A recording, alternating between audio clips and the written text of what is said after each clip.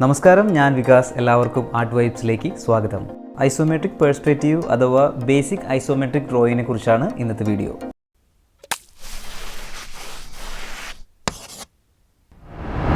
ആദ്യം നമുക്ക് ഐസോമെട്രിക് പെർസ്പെക്റ്റീവിൽ ഒരു ബോക്സ് എങ്ങനെയാണ് വരയ്ക്കേണ്ടതെന്നും എന്തൊക്കെയാണ് ശ്രദ്ധിക്കേണ്ടതെന്നും നോക്കാം. നമുക്കറിയാം, ഷേപ്പ് എന്ന് പറയുമ്പോൾ 2 ഡയമെൻഷനിലാണ്, അതായത് ലെങ്ത്തും ഹൈറ്റും മാത്രമേ ഉള്ളൂ.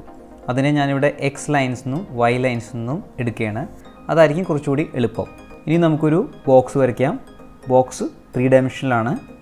ലെങ്ത്തും ഹൈറ്റും കൂടാതെ ഇവിടെ ഡെപ്ത് കൂടി കാണാൻ സാധിക്കും.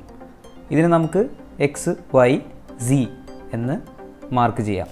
2 ഡയമെൻഷണൽ ഷേപ്പിൽ എക്സും വൈ ലൈൻസും മാത്രമേ ഉണ്ടായിരുന്നുള്ളൂ. 3 ഡയമെൻഷണൽ ഫോം ആയപ്പോൾ എക്സും വൈയും സി ലൈൻസും കൂടി വന്നു. ഇനി നമുക്ക് ഐസോമെട്രിക് പെർസ്പെക്റ്റീവിൽ ഒരു ബോക്സ് വരയ്ക്കുമ്പോൾ എന്തൊക്കെയാണ് ശ്രദ്ധിക്കേണ്ടതെന്ന് നോക്കാം.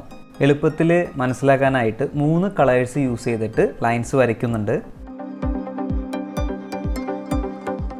ചിത്രത്തിൽ ഗ്രീൻ ലൈൻസിനെ വൈ ലൈൻസ് ആയിട്ടും ബ്ലൂ ലൈൻസിനെ എക്സ് ലൈൻസ് ആയിട്ടും റെഡ് ലൈൻസിന് സി ലൈൻസ് ആയിട്ടും നമുക്ക് കാണാം. ഇവിടെ ഗ്രീൻ ലൈൻസ് എല്ലാം പാരലൽ ലൈൻസ് ആണ്, അതായത് സമാന്തര രേഖകളാണ്.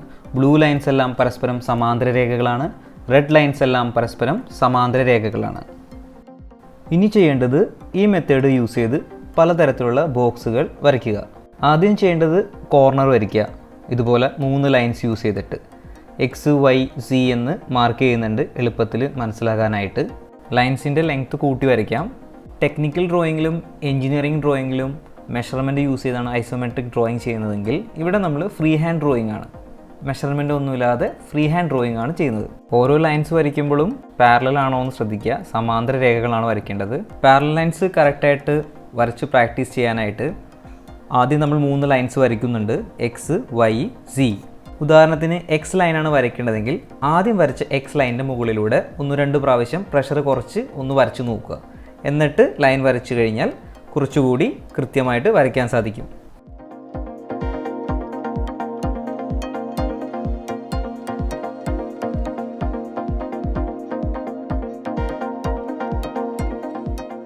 വീഡിയോയിൽ കാണുന്നത് പോലെ പല ആംഗിളിൽ നിന്ന് ഐസോമെട്രിക് പെർസ്പെക്റ്റീവിൽ ബോക്സുകൾ വരച്ച് പ്രാക്ടീസ് ചെയ്യുക.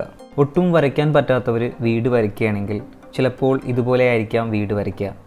എങ്കിൽ ഐസോമെട്രിക് പെർസ്പെക്റ്റീവ് മെത്തേഡ് യൂസ് ചെയ്തിട്ട് സിമ്പിളായിട്ടുള്ളൊരു വീട് എങ്ങനെ വരയ്ക്കാമെന്ന് നമുക്ക് നോക്കാം. ആദ്യം ചെയ്യേണ്ടത് ഐസോമെട്രിക് പെർസ്പെക്റ്റീവിൽ ഒരു ബോക്സ് ഇതുപോലെ വരയ്ക്കുക. ഡ്രോയിങ് സ്റ്റെപ്പ് കറക്റ്റായിട്ട് മനസ്സിലാക്കാനായിട്ട് ഞാൻ കളർ പെൻസിൽ യൂസ് ചെയ്താണ് വരയ്ക്കുന്നത്. ഐസോമെട്രിക് പെർസ്പെക്റ്റീവിൽ ബോക്സ് വരയ്ക്കുമ്പോൾ 3 ഡയമെൻഷൻസും, അതായത് എക്സ് വൈ സി ലൈൻസ് എല്ലാം പാരലൽ ലൈൻസ് ആയിരിക്കും, സമാന്തര രേഖകളായിരിക്കും. ഇവിടെ ഇപ്പോൾ ഞാൻ ട്രാൻസ്പെറൻ്റ് ആയിട്ടാണ് വരയ്ക്കുന്നത്. അകത്തെ ലൈൻസും കാണാം. മേൽക്കൂര വരയ്ക്കുമ്പോൾ സെൻറ്ററിലായിട്ട് വേണം വരാൻ.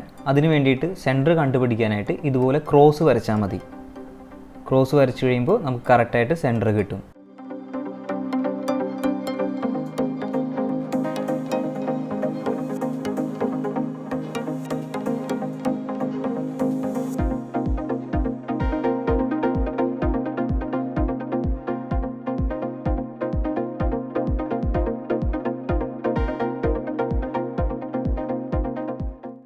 ഡ്രോയിങ് ഏകദേശം ഫിനിഷ് ആയിട്ടുണ്ട്.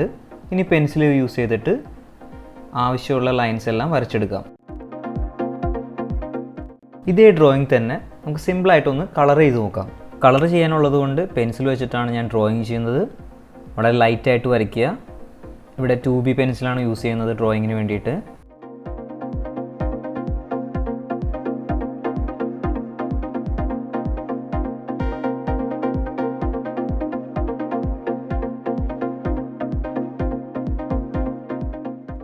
കളറിങ് ഏകദേശം ഫിനിഷായി.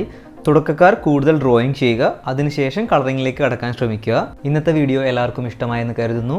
Like, share, subscribe, comment, bell button press ചെയ്യാൻ മറക്കരുത്. അടുത്ത നല്ലൊരു വീഡിയോ ആയിട്ട് കാണുന്നവരെ ബൈ.